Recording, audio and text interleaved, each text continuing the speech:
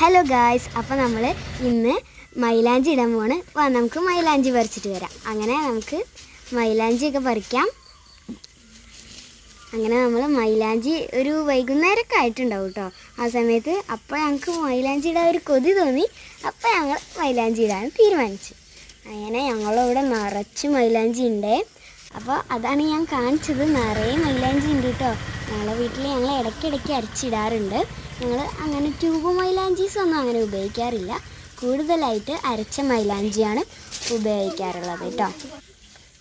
പിന്നെ ഞങ്ങൾ നിറയെ പറിച്ചു കേട്ടോ. പിന്നെ ഞങ്ങൾ അരയ്ക്കണതൊക്കെ ഒരു ചെറിയ കല്ലിലാണ്. മിക്സി ഒന്നും ഞങ്ങൾ ഉപയോഗിച്ചിട്ടില്ല.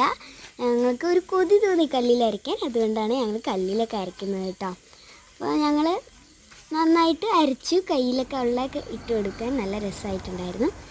അരയ്ക്കുമ്പോൾ കുറച്ച് പാടുണ്ട് നന്നായി കുത്തി ഇതാക്കാൻ. ഞങ്ങൾ ഇങ്ങനെ കല്ലിലരയ്ക്കുമ്പോൾ നന്നായി പരുവായി അരയ്ക്കണം. പക്ഷേ ഞങ്ങൾക്ക് ചെറിയ കല്ലായതുകൊണ്ട് ഞങ്ങൾക്ക് നേരെ അരയ്ക്കാൻ പറ്റിയില്ല. നിങ്ങൾ അരയ്ക്കുമ്പോൾ നല്ല പെർഫെക്റ്റിൽ അരയ്ക്കണം കേട്ടോ. ചെറിയ കല്ലായതുകൊണ്ടാണ്. അപ്പം ഞങ്ങളുടെ വീട്ടിൻ്റെ ബാക്കിലാണ് ഈ മൈലാഞ്ചീൻ്റെ ചെടി ഉള്ളത്. അപ്പോൾ അനിയത്തി പറഞ്ഞിട്ടാണ് ഞങ്ങൾ ഈ മൈലാഞ്ചീൻ്റെ ഇതൊക്കെ അയക്കുന്നത്.